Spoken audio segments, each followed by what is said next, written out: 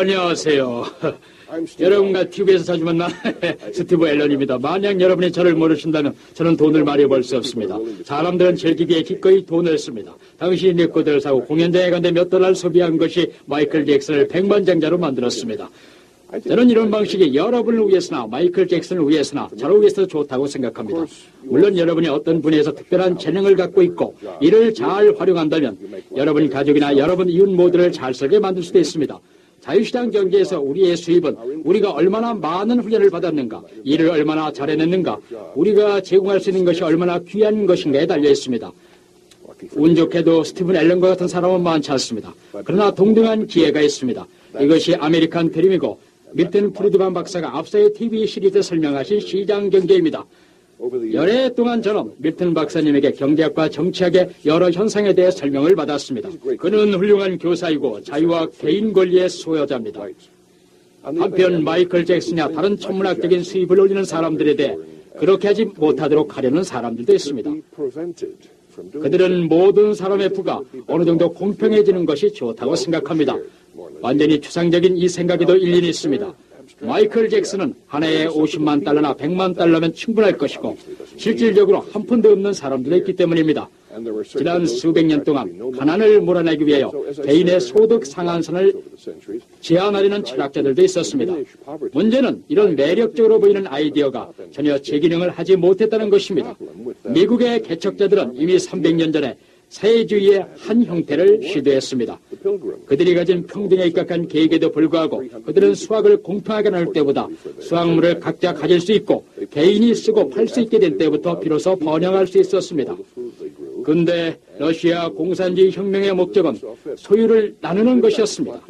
하지만 그렇게 되진 못했습니다. 가혹한 법령과 자동소총과 가시철망으로 이를 강조했지만 경제적 측면에서 볼 때 이는 실패였습니다. 최종 결과는 총체적 빈곤 상태에 가까운 것이었습니다.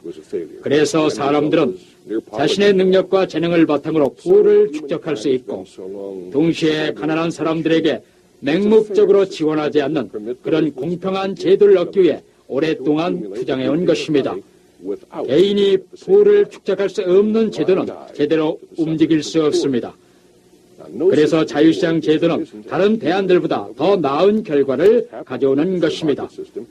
이 프로그램에서 사람들은 자유시장 제도가 결코 완벽한 것은 아니라는 이야기를 하고 있습니다. 그렇지 않습니다. 자유시장은 다른 대안들보다 더 좋습니다. 자유시장은 우리에게 더 많은 선택의 기회와 더 많은 자유를 주고 번영을 지속할 수 있게 해주기 때문입니다. 그것이 우리 모두가 바라는 것입니다. 인간의 기본권과 정치적 자유는 광범위한 경제적 자유 없이는 존재할 수도 없고 존재하지도 않았습니다. 프리드만 박사는 자유와 번영에 대해 연구하는 데 일생을 바쳤습니다. 그에게 역사의 교훈은 명확합니다. 사람들이 정부에 의존하지 않고 스스로 결정을 내릴 때 가장 잘 살 수 있습니다. 선택의 자유는 자유와 생존을 위한 도구입니다.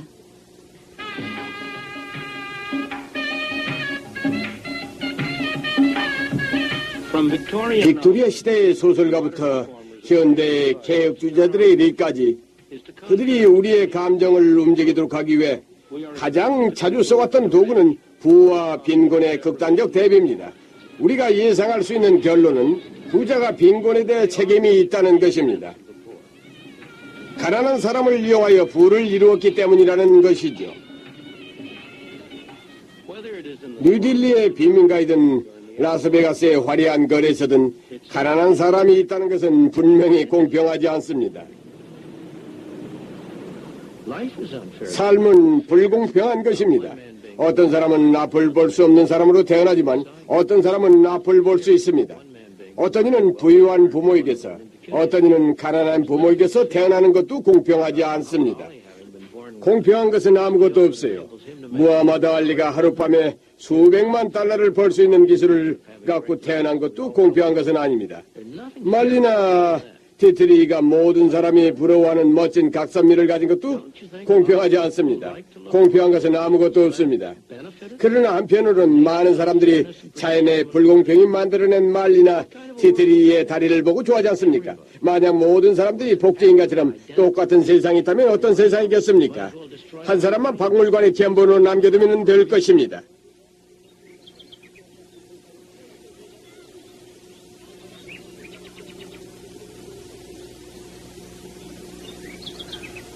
잘 가꾸어진 잔디밭, 나무와 관목이 잘 어우러진 이 아름다운 집은 아프리카에서 미국으로 팔려온 노예들에 의해 건축되었습니다.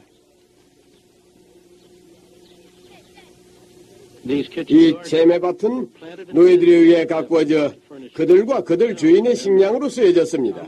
이곳은 몬티셀로의 영주 토머스 제퍼슨의 저택입니다.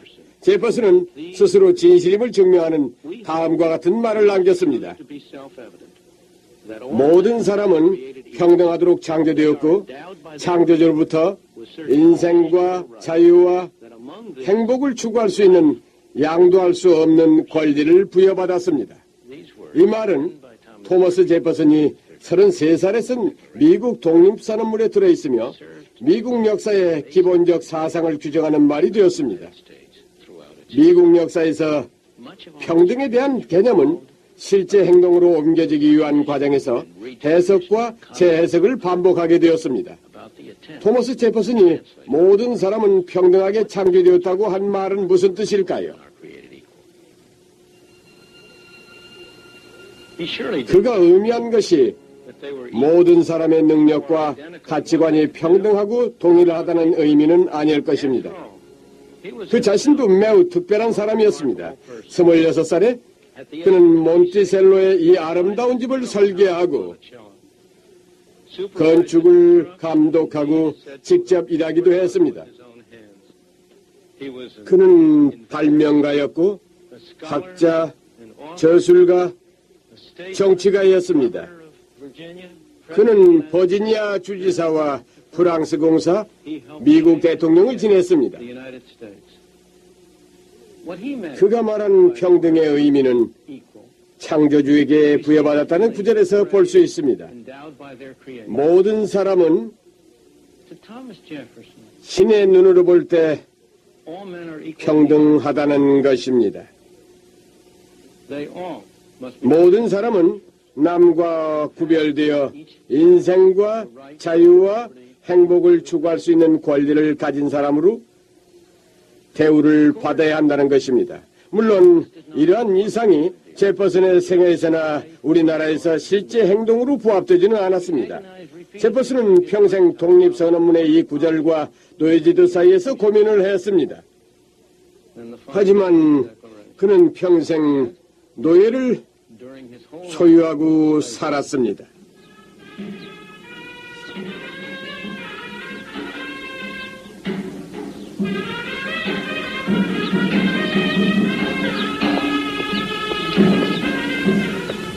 그곳은 인도의 라지스탄주의 수도에 있는 장푸르 궁전입니다.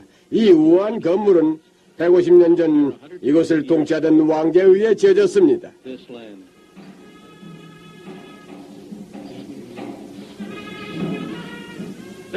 오늘날 인도엔 왕자도 회교 군주도 없습니다.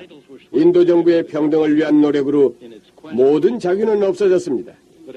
그러나 아직도 누군가 이곳에 살면서 특권층의 생활을 하고 있음을 볼 수 있습니다.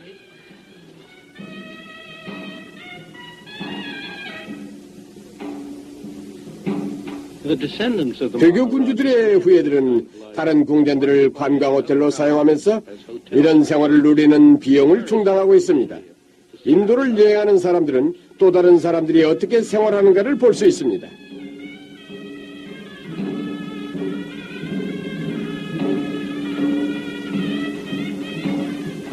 인도의 이런 이국적이고 매혹적인 면은 아직 존재하고 있습니다.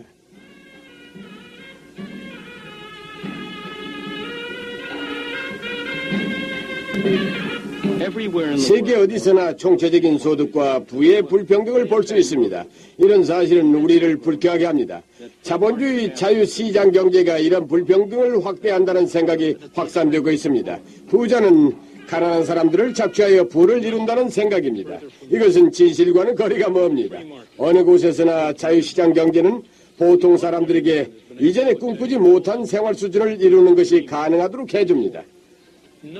빈부 간의 격차와 빈익빈 부익부 현상은 자유시장을 허락하지 않는 사회인 봉건사회나 계급사회나 현대의 국가가 사회계급을 정하는 중앙계획 경제하에서 더욱 심각합니다.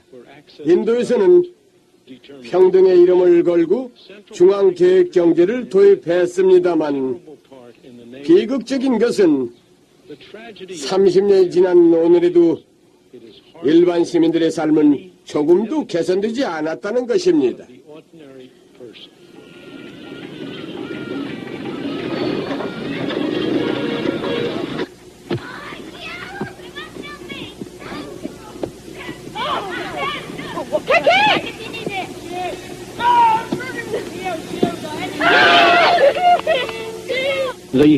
영국 남부에 있는 후디 만돌린 학교 역시 특권을 누리는 장소입니다. 전 세계의 음악에 재능이 있는 아이들이 이 학교에서 공부할 수 있는 기회를 잡기 위해 경쟁을 벌입니다.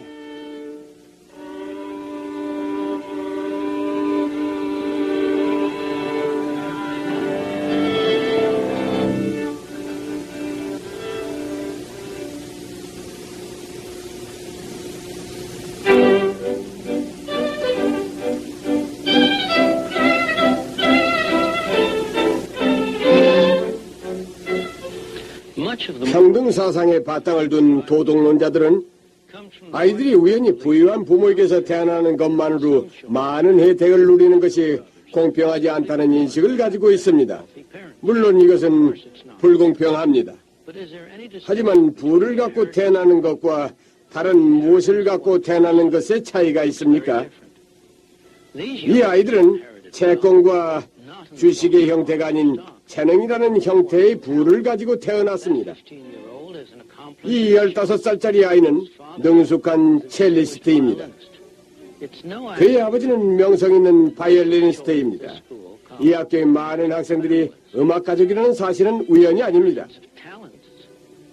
윤리적인 견제에서 볼 때 재능을 물려받는 것과 다른 형태의 부인 주식이나 채권이나 주택이나 공장을 물려받는 것에는 차이가 없습니다. 하지만 사람들은 부를 물려받는 것에만 분개하고 다른 것에는 화를 내지 않습니다.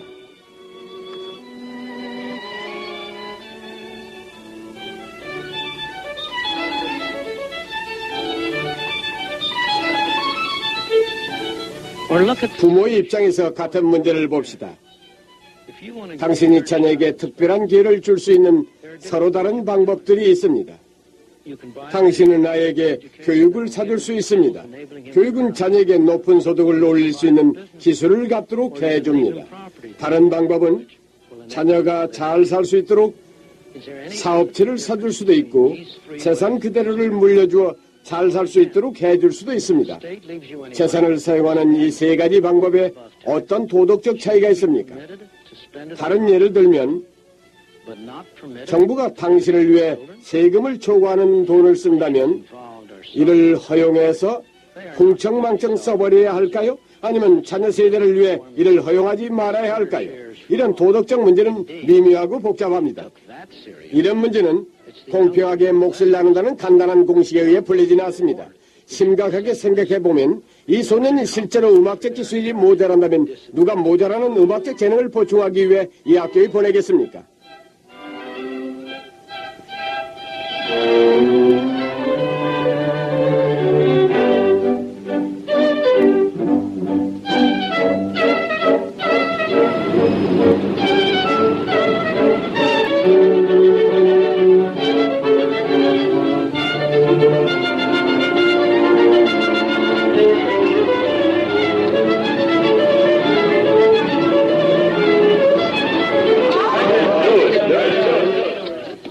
Cards are coming out now. 42 inches out. I wager players can't have nothing. Banker has two draw one card for you. Got to be nothing. Can I lose? The tie in, nothing. 320 on the tie. And 160. Against the mark, one. Hey, Banker. 600 here in the end. When the evening started, 저녁에 모든 선수들은 똑같은 집을 가지고 있었습니다. 게임이 진행되면서 상황은 달라집니다. 누구는 따고 누구는 잃었습니다. 게임이 끝날 무렵 어떤 이의 앞에는 침무더기가 쌓이고 다른 사람 앞에는 조금밖에 없습니다. 많이 딴 사람도 있고 많이 잃은 사람도 있습니다. 평등의 이름으로 딴 사람의 것을 잃은 사람에게 분배하여 시작할 때와 똑같이 만들어 주어야 할까요? 이렇게 해버리면 게임의 재미는 완전히 없어집니다. 심지어 이런 사람들도 그렇게 하기를 원하지 않습니다. 오늘 밤엔 좋을지 몰라도 다시 와서 게임을 할 때 결과가 시작할 때의 집과 똑같을 것이라는 걸 알게 되면 게임이 재미없기 때문입니다.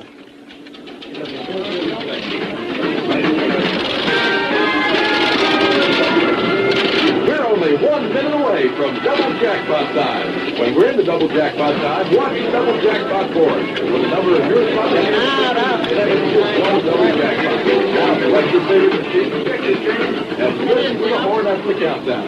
When you hear the horn... but what does Las Vegas 그렇지만 라스베가스와 같은 일이 실제 세계에서는 우리가 생각하는 것보다 훨씬 많이 일어납니다. 이것은 우리의 인생에서 매우 중요하고 집중된 형태로 나타납니다. 매일 우리는 도박의 속성을 지니고 있는 결정을 합니다. 때로는 직업을 구하거나 누구와 결혼하느냐 하는 큰 도박도 합니다. 때로는 언제 길을 건널까 하는 정도의 작은 도박을 합니다.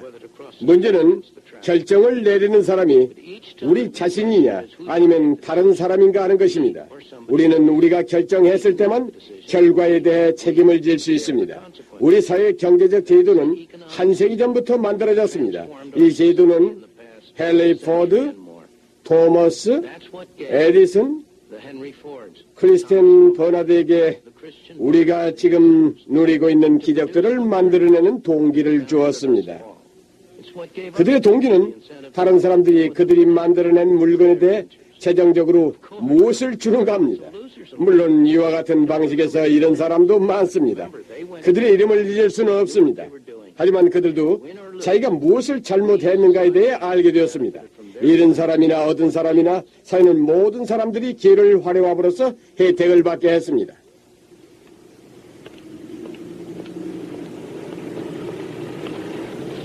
랜스 폰 올먼은 한 가지 아이디어를 가지고 기회에 도전합니다.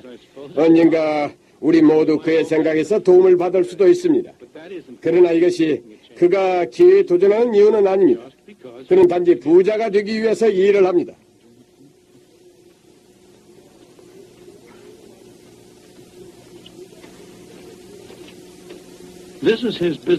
여기는 그의 사업 중심지인 라스베가스입니다만 아직 텅 비어 있습니다. 아직까지는 사업이 제대로 운영되면 이 제품을 취급할 동업자와 번도를 분배한다는 계획만 가지고 있을 뿐입니다. 제 아이디어는 바다나 강에 기름이 유출되었을 때 이를 제거하는 방법입니다. 여기 보여드리죠. 여기에 기름을 붓습니다. 이 제품을 가지고 제가 어떻게 할 수 있는가 하면 여기서 완전하게 보여드릴 수는 없지만은 우선 이 제품으로 유출된 기름을 둥글게 막습니다. 이렇게요. 이 제품은 상황을 통제할 수 있도록 만들어줍니다. 보시다시피 제가 이 제품을 기름 위에 뿌리면은 기름은 이 제품에 흡수되기 시작합니다. 잘 보십시오. 제가 바랐던 것보다 성능이 더 좋습니다. 이 제품은 10배의 무게의 기름을 처리할 수 있습니다. 그리고 이 제품은 물에 가라앉지 않습니다. 기름을 화학적으로 처리하여 셀룰로스로 만들어줍니다. 화학적으로 처리되고 나면 물에는 전혀 영향을 끼치지 않습니다. 이 제품은 물과는 반응하지 않습니다.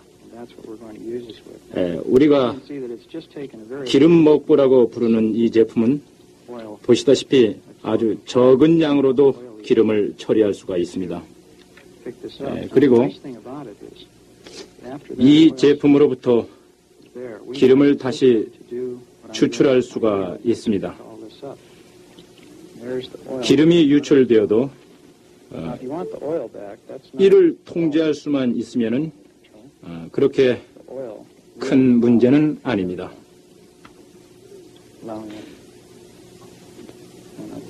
기름이 유출되면 우리가 갈 수도 있고 또 이 보신 바와 같이 당신이 직접 할 수도 있습니다. 저는 직장도 그만두었고 제가 가진 모든 것을 저당 잡혔지만 이 제품만은 제대로 만들었습니다. 당신도 이 제품이 제대로 반응하는 것을 보셨습니다. 사람들은 내게 그래 하지만 넌 돌았어. 넌 직장도 없고 청구서가 다음엔 어디에서 날아올지도 모르잖아 라고 말합니다. 사실 제 주머니엔 $10 정도밖에 없습니다. 그렇지만 저 별로 걱정하지 않습니다. 내일 아침이면 일어날 수 있고 여기는 내 세상이고 저는 이것을 가지고 있으니까요. 저는 자리에 앉아 나는 실패했어 라고 하든지 나는 성공했어. 나는 내가 가진 행운의 확률을 바꾸어 놓았어 라고 자신 있게 말할 수가 있습니다.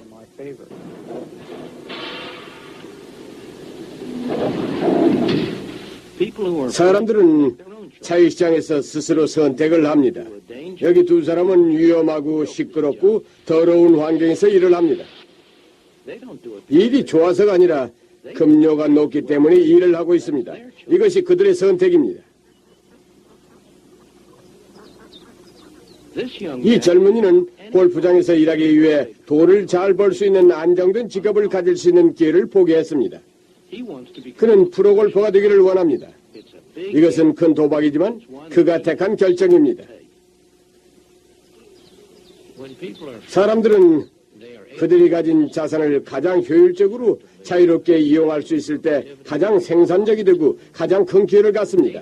가장 큰 수혜자는 언제나 힘이 약한 사람들입니다. 사회를 이끌어가는 힘 있는 사람들은 어떤 종류의 사회든 잘 살 수 있습니다.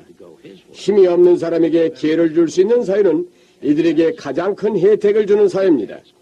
이런 이유 때문에 우리는 보통 사람들이 자신과 자녀들에게 가장 많은 기회를 줄 수 있는 세상을 갈망합니다. 이런 곳이 러시아는 아닙니다. 인도도 아닙니다. 이런 곳은 미국이나 홍콩, 지금의 영국은 아니지만 과거의 영국 같은 곳입니다. 20세기 들어 영국 정부는 평등을 강조하는 법령을 제정했지만 별 소득은 없었습니다.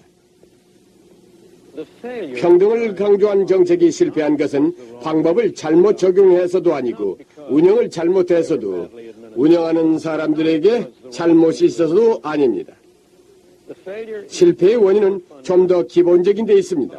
실패의 원인은 인간의 가장 기본적인 본능에 역행했기 때문입니다. 아담 스미스의 말에 의하면 모든 사람은 자신의 처지를 개선하고 자기의 몫을 늘려 자신과 자녀와 후손들이 살아갈 더 좋은 세상을 만들려는 한결같은 노력을 합니다. 거기에는 가격과 임금을 고정시키는 어떤 도덕적 법령도 없고 노동조합에 가입하고 조합의 규칙을 따르지 않으면 생활비를 벌 수 없는 규제도 없고 외국의 물건이 훨씬 싼데도 비싼 국내 물건을 사야 하는 강요도 없어야 합니다. 언제 어디서나 경제적 진보는 부자보다는 가난한 이들에게 더 큰 도움이 되었습니다. 가난한 사람들을 뼈가 휘는 노동에서 벗어날 수 있게 해주었고 예전에는 부자들만 누릴 수 있었던 편리함과 안락함을 즐길 수 있도록 해주었습니다.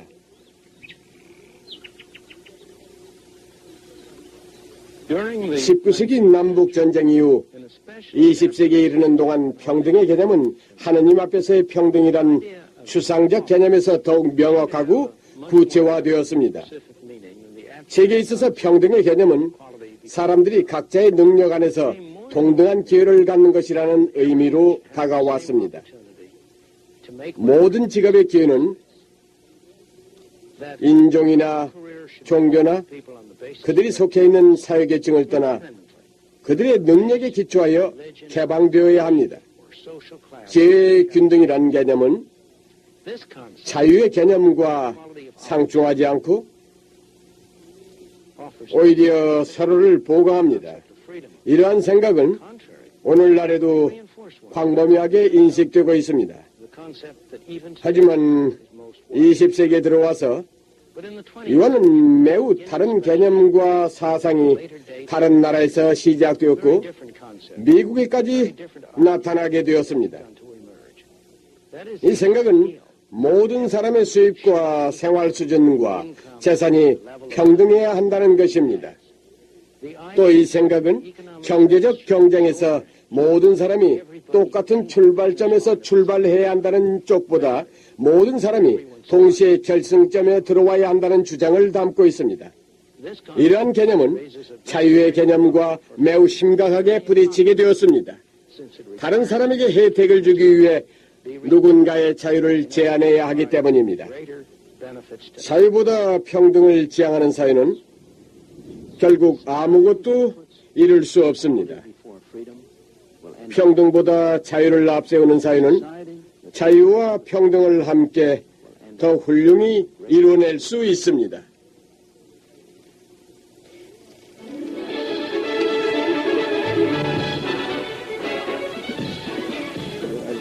안녕하세요. 린다 차베스입니다. 오늘 프리드만 박사와 평등의 개념에 대해 함께 토론하실 분으로 후보 연구소의 토머스 소웰 박사와 뉴 리퍼블릭의 마이클 키슬릿이 모셨습니다. 개인적 자유가 모든 걸 다 충족할 수가 있을까요? 아니면 정부가 부의 불평등한 분배에 관여해야 할까요? 저는 물론 관여해요. 먼저 두 가지 양보를 하겠습니다. 하나는 프리드만 박사님이 잘 설명해 주신 것 같이 자본주의는 모든 사람에게 혜택을 주는 경제제도며 인센티브를 필요로 하고 인센티브는 일정 수준의 불평등을 내포하고 있습니다. 그리고 두 번째는 박사님이 마지막에 보여주셨듯이 경제학과는 거리가 있어 보이지만 폴 포트나 스탈린 같은 급진적인 실험은 인간의 자유의 재난을 가져온다는 것입니다. 이런 점들을 인정하지만 정부가 불평등한 상황을 개선하는 데 역할이 없다고 말씀하신 것으로는 생각하지 않습니다. 우리가 흔히 보는 불평등 사례들은 자본주의가 교과서대로만 움직이지 않는다는 것을 설명하고 있습니다. 어떤 이는 단지 운이 좋아서 우리가 가장 싫어하는 부의 상속을 하기도 하고 어떤 사람은 경제활동의 결과로 자본가가 되지만은 이런 결과는 결코 생산적이라고 할 수 없습니다. 프리드만 박사님도 이 점을 인정하실 것입니다. 투자은행 분야에서 레이법이 가장 명백한 80년대 이해입니다. 정부 정책의 결과도 있지만 말입니다. 예를 들자면 첫 번째는 텔레비전 방송국 허가를 경매에 붙이는 것과 두 번째로는 영재교육입니다. 여기에 대해서 텔레비전 허가를 경매에 붙였다고요? 경매가 아닙니다. 맞습니다. 텔레비전 방송국 허가를 물려준다는 것입니다. 자본주의가 교과서대로 제 역할을 다하여 모든 사람의 부를 향상시킨다 해도 필연적으로 더 혜택을 입는 사람이 있는데 재능 있는 사람들은 무시해도 됩니다. 후디 만돌린 학교에 있는 학생들처럼 지능과 재능을 타고난 학생들도 똑같이 열심히 공부해야 하고 창의력을 발휘해야 합니다. 혜택을 받은 사람이라도 이 경우는 다른 범주에 속합니다. 그러므로 정부가 일정 부분 부의 재분배에 관여하는 것도 나쁘지는 않다고 생각합니다. 박사님, 부의 재분배가 사람들을 똑같은 출발선에 서게 하는 것인가요? 저는 지금 그가 처음에 했던 말과 마지막에 했던 말의 연관성이 인가를 보고 있습니다. 아닙니다. 정부는 그들이 평등하다는 가정하에서 계획을 세웁니다. 중요한 문제는 평등을 창조하려 하면 평등이 아니라 또 다른 무엇이 만들어집니다. 지난 28년 동안의 평등을 확보하기 위한 계획들을 연구해서 수많은 가난한 사람들을 도왔지만 가장 가난한 사람들은 전부 더 가난하게 돼서 불평등은 가중되었습니다. 이러한 일은 미국뿐만 아니라 인도 또 말레이시아에서도 똑같이 발생되었습니다. 그러면 그런 사실이 이론적 필연성에서 비롯된 것입니까? 아니면 정책이 잘못된 것입니까? 프리드만 박사님? 좀 말씀해 주시죠. 정책은 잘 계획된 것이죠. 잘 계획하셨겠죠. 저소득자에 대한 정부 보조 정책도요. 당신이 뜻하는 그런 의미에서 정책을 계획했던 것은 아닙니다. 전 현재 우리의 상황에서 우리가 목표하는 것으로 가기 위한 방편으로 저소득자에 대한 보조금 정책을 택한 것입니다. 현재의 혼란에 비해 가장 나쁘지 않은 대안을 택한 것입니다. 박사님은 이를 선호하지 않으시겠지만 제가 보기에 이 제도는 소엘 박사님이 말씀하신 복지 정책에 가진 결점들, 예를 들자면 방대한 관리 조직이나 불평등한 수혜자 등등에도 별로 영향을 받지 않습니다. 그리고 제가 보기에는 부의 재분배를 가능하다고 합니다. 하지만 부를 재분배한다는 게 좋은 생각일까요? 부를 재분배할 수는 있습니다. 문제는 어떤 과정으로 부를 재분배한다든 간에 필연적으로 상황을 좋지 않게 하는 부수적 효과가 수반된다는 점입니다. 재분배 정책이라는 것은 당신이 만들어 놓은 파일을 다른 사람이 빼앗아가는 것과 같습니다. 빼앗아가려는 사람은 주변에 많이 있습니다. 그들은 워싱턴이나 주정부 청사나 아니면 어디론가 몰려가 원래는 괜찮았던 정책을 자기 뜻대로 바꾸려고 노력합니다. 사실 지금 좋지 않은 효과를 가져오고 있는 대부분의 복지 정책들도 처음엔 괜찮은 것들이었습니다. 지금은 빗자루 쓸어버려야죠. 모든 복지 정책이 전적으로 나쁜 효과를 나타내고 있다는 사실은 인정할 수가 없습니다. 전적으로 나쁜 효과를 나타내고 있지는 않습니다. 나쁜 효과를 가져온다. 전체적으로 볼 때 취약전 아동을 위한 교육 프로그램인 헤드 스타트 정책을 보십시오. 위대한 성공을 거두었습니다. 이 계획은 박사님의 분류에 의하면 결과의 평등보다는 기회의 평등에 속할 수 있을 것입니다. 하지만 이것은 정부의 가장 중요한 정책이고 세금을 가난한 이들을 위해 쓰고 있습니다. 당신의 주장은 정부가 기회의 평등을 위해 그들 스스로 일정 수준의 생활을 할 수 있게 일어설 수 있도록 도와줘야 한다는 것입니다. 이론적 반대에 어떻든 말입니다. 제 생각엔 정치적 반대는 상대적으로 적을 것 같습니다. 이렇게 하는데 반대하는 사람들은 많지 않을 것이고 투표를 하면 거의 모든 사회 분야에서 지지를 받을 수 있으리라 헤드 스타트 생각합니다. 프로그램이 시작된 지 20년, 25년이 지난 오늘날에도 왜 아주 소수의 사람들만이 이용할 수 있습니까? 고맙습니다. 바로 그 점입니다. 왜냐하면 이런 종류의 프로그램은 정치적 지원을 받을 수 없기 때문입니다. 이런 프로그램은 지갑 로비스트들을 워싱턴으로 보낼 만큼 매력적이지 못합니다. 정부 예산이 어떻게 사용될지를 분명히 보면 정부 예산의 지출 항목 중에서 당신이 바라는 목적으로 사용된 금액이 얼마 정도인지 스스로에게 질문해 보십시오. 정부의 재분배 프로그램이 상당수 가난한 사람의 세금을 더 나은 쪽으로 재분배하거나 중간 계층의 세금을 다시 다른 중간 계층으로 분배하고 있다면 밀튼 박사님의 말씀은 전적으로 옳습니다. 사회보장제도, 어려움, 농산물 가격 안정 정책 등이 훌륭한 예입니다. 하지만 공화당이나 민주당, 자기만을 생각하는 사람들과 소웰 교수님과 프리드만 박사님이 연합하여 헤드 스타트 정책의 확대를 막고 있습니다. 전 절대 그렇게 생각하지 않습니다. 헤드 스타트 정책의 확대를 막고 있는 것은 다른 정책이 우선되어야 한다고 생각하는 국민들의 능력입니다. 당신이 어떤 사람들을 대표하고 있는지 바로 말해 주십시오. 가난한 사람에게서 세금을 받아 부유한 사람에게 주는 그런 가장 나쁜 프로그램을 당신이 언급했던 것은 없습니다. 있다면은 미국의 대학교육 제도입니다. 미국의 정책 중에서 이것만큼 명백히 가난한 사람들에게서 세금을 걷어 현재 부유하거나 부유하게 될 사람에게 혜택을 주는 정책은 없습니다. 학생 송료 대출 제도도 있습니다. 학생에게 주는 대출금만이 아닙니다. 모든 주립대학이 다 해당됩니다. 정부가 대학 교육에 진출하는 모든 형태가 다 포함됩니다. 그것이 소위 대출 제도이든 대학 지원 보조금이든 아니면 직접 당신도 여기에 혜택을 받지 않았습니까? 어떤 로비가 더 효과적이었습니까? 이런 계획입니까?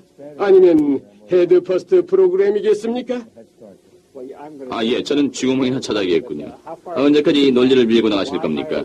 왜 중등교육이나 초등교육에 대해서는 말씀을 하지 않으십니까? 저는 중등교육도 마찬가지라고 생각합니다. 다만 재분배의 시각에서 초중등교육은 그만큼 나쁘지 않기 때문입니다. 모든 사람이 학교에 가기 때문입니다. 그렇습니다. 단지 모든 사람이라는 것 때문입니다. 그리고 의무교육이기도 합니다. 개인적으로는 초중등교육도 정부의 어떤 지원도 배제한 사립학교 제도이기를 바랍니다. 이 자리에서는 어떤 이유든 자녀의 교육비를 댈 수 없는 부모들의 입장을 고려해야 하는 필요성에 동의하므로 당신 편에 제가 서겠습니다. 말씀드리고자 대학 교육에 돈이 많이 든다는 점에서 대학의 정책에 중점을 두게 된 것은 우연이 아닙니다. 다른 나라에서도 같은 경우를 볼 수 있습니다. 인도에서도 가난하고 억눌린 사람들을 돕기 위해서 의과대학에 우선적으로 입학할 수 있는 자격을 줍니다. 하지만 이 사람들은 먹을 것도 부족한 마당에 의과대학은 그림의 떡입니다. 인도는 항상 가장 높은 곳에서 출발합니다. 그들은 명성과 가시 효과만을 줍니다. 할렘학교 같은 곳에서는 성적 향상에는 관심이 없습니다. 만약 박사님 말씀대로 사회가 학비를 댈 수 있는 사람이나 없는 사람이나 간에 대학 교육을 받을 수 있는 기회를 제공하지 않는다면 어떤 방법으로 교육 목표를 달성할 수 있겠습니까? 당신은 문제를 다른 것으로 돌리고 있습니다. 사회가 아닙니다. 질문의 실제 뜻은 제가 정부가 이를 제공하지 않는 것을 선호한다는 것입니까? 그렇습니다. 대답은 예습니다.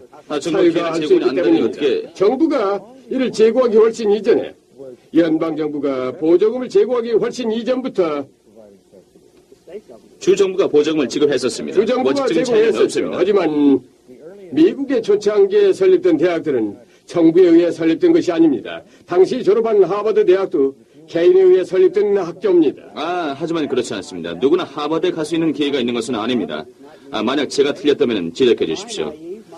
저는 2차 대전 후 제향 군인 교육 보조 제도를 통해서 교육의 기회가 없었을 수도 있는 수백만의 사람들이 대학 교육을 받는 것에 감명을 받았었습니다. 제 말은 이런 제도를 도입하자는 것입니다. 제 생각에 폐단이 있는 학자금 대출 제도도 원칙적으로는 명백한 재분배 정책이고 자격 요건이 되는 사람 누구에게나 교육의 기회를 줘야 하는 정부가 해야 할 역할 중에 하나라고 생각합니다. 이를 통해 대학 교육을 훌륭하게 만들 수 있고 소득세 제도에서 오는 재분배의 효과를 경감할 수 있습니다. 문제를 목표에 두어야지 결과에 두어서는 안 됩니다. 물론 바람직한 결과가 있을 수도 있습니다. 모든 사람이 기회를 갖는다는 건 바람직한 일입니다. 저는 보조금을 제공받는 사람들이 이전이나 나중에 이를 지불할 의사가 있는가는 묻지 않습니다. 저는 대학에 가지 않을 사람에게 대학에 간 사람을 위해 보조해야 한다는 정당성은 어디에도 없다고 생각합니다. 그러나 확실히 제 말은 박사님이 원하시는 제도가 대출한 돈을 장기간에 걸쳐 상환해야 한다는 것이라면 저도 찬성합니다. 진보적인 소득세 제도는 그 제도와 유사합니다. 대학에 간 사람은 더 좋은 취업의 기회를 가질 수 있을 것이고 더 많은 수입을 가질 수 있습니다. 진보적인 소득세 제도 아래서 그들은 평생 동안 더 많은 세금을 내게 됩니다. 박사님은 여기서 새로운 수레바퀴를 만들고 계시는데요. 당신은 소득세 누진 제도를 진보적인 소득세 제도라고 불리는 것은 소득세 누진 제도인데 진보적이지는 않습니다. 실제로 서민들이 내고 있는 세금을 보면 다행스럽게도 높은 소득을 가진 사람들이 더 높은 비율의 세금을 내는 것은 아닙니다. 박사님은 다시 제 의견에 반대하시는... 매번 그렇지는 않습니다. 희망을 가지십시오. 예, 당신은 이것이 얼마나 훌륭한 아이디어인가를 설명하고 있지만 현실은 다릅니다. 이것은 사회주의자들이 동유럽은 진정한 사회주의 국가가 아니었다고 하는 것과 같습니다. 지구상에 진정한 사회주의가 존재한 적은 없었습니다. 단지 그들의 상상이었을 뿐입니다. 이런 관점에서 이런 원칙들이 실제에서는 제대로 움직이지 않았지만 인류는 지구상에 아직 살고 있지 않느냐고 자신에게 물어보십시오. 거기에 대해서 두 가지 말씀드리겠습니다. 하나는 저는 그것이 현실에서 제대로 움직이지 않는다고 말한 적이 없다는 것입니다. 예를 들면 캘리포니아 대학은 하나의 서양 문명의 보석과 같은 존재입니다. 저는 이 제도에 관해 가르친 적이 있고... 이 제도가 없어지길 바라십니까? 예. 예. 당신이 서양 문명의 보석이라고 부르는 캘리포니아 대학이 미국에서 가장 비싼 운영 비용이 들고 적절한 연령에 졸업하는 학생의 비율은 미국 평균에 비해 낮습니다. 저는 왜... 사실입니다. 왜 그런지 아십니까? 버클리 분교에서 너무 많은 비용을 사용하는 것이 아니요, 아닙니다. 캘리포니아 대학의 학생들이 중도에 그만두고 있기 때문입니다. UCLA의 신입생 중 50%가 졸업하기 전에 학교를 그만둡니다. 왜 그렇겠습니까? 그것은 왜냐하면은 이 학교는 주정부에서 운영하는 학교로서 입학의 문이 넓고 자유로우며 학교 운영의 질이 매우 낮기 때문입니다. 이것은 학생들이 즐기는 곳이지 교육을 받는 곳이 아닙니다. 이것은 고등학교와 사회 사이의 신나는 막간입니다. 그리고 한 가지 물어보겠습니다. 이 학생들이 학비를 지불하지 않는 것에 대해 감사하게 여기고 있을까요? 저는 대학 교육에 학비를 내지 않은 사람으로서 분명히 감사를 하고 있습니다. 당신은 우리가 아는 한 매우 드문 사람입니다. 당신은 분명히 않습니다. 당신의 생각이 일반적이라고 인생의 생각하나요? 일반적 원칙입니다. 사람들은 무엇을 공짜로 얻게 되면 그것의 가치도 없다고 생각합니다.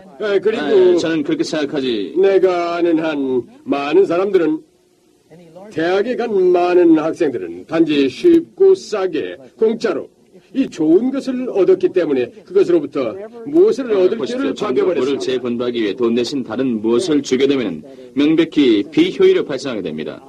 물 사용량이 체크되지 않으면 사람들이 쓰는 물 사용량이 많아지듯이 고등교육도 마찬가지 효과의 피해를 봤습니다. 소웰 교수의 의견에 대해 말할 것이 있습니다. 사회주의에 유치하는 것은 제 마음에 들지 않습니다. 처음에 말했듯이 똑같이 재분배한다는 생각은 악몽입니다. 진보적인 소득세제와 사회주의를 같이 생각할 수는 없는 것입니다. 아닙니다. 당신은 논점을 완전히 벗어나고 있습니다.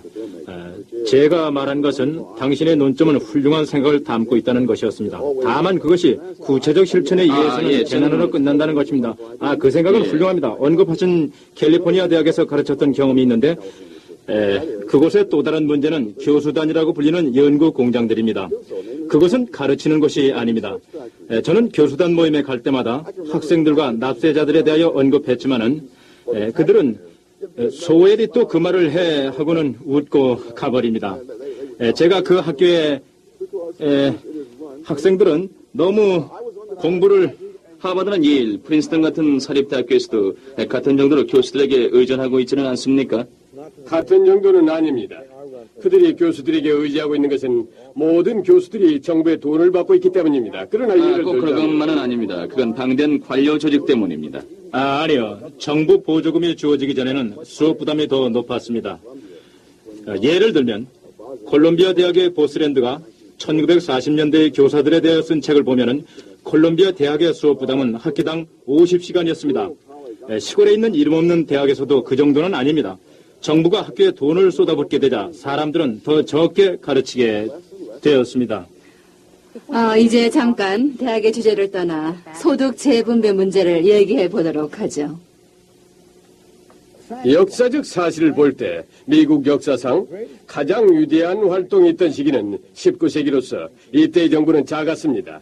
이 시기에 수많은 사립대학들이 설립되었습니다. 하버드는 이보다 먼저 생겼습니다. 그리고 그때 적십자와 보이스카우트도 창설되었습니다.